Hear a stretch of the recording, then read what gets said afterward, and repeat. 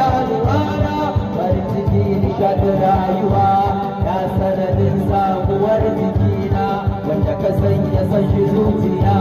shauƙin da ke zanzan yanayina murmushin dimauta hankali murmushin kwantar da hankali harshe ya baka ke sanya zana na shi ba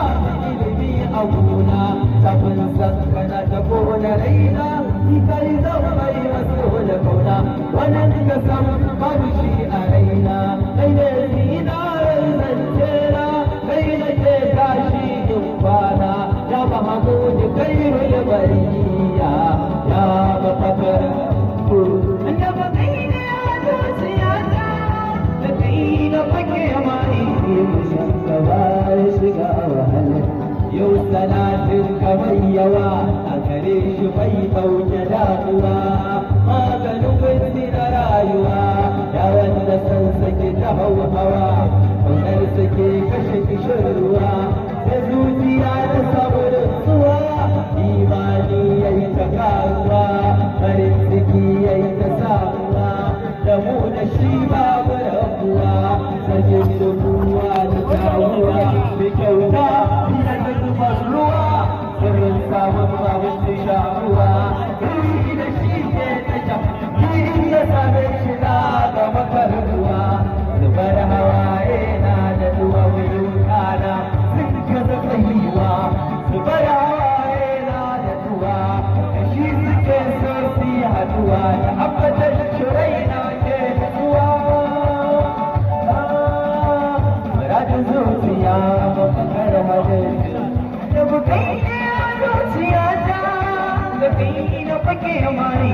mai son ka ba ya shiga a yau nazari ya kasa nazari zuciya na da marmari daga batini har da zahiri ruhi na da yin jiri a cikin yaban ka na ba'ayari mai kwalliya da rawani fari a ce mu barka akwai hatsari mai zubar ruwa Aisha akuzuri efarjini da alƙawuri da ruwa mama da kai tasiri ko ba bai masa inkari yana mai da sharri da alkairi mata ku zo ku yi ayyari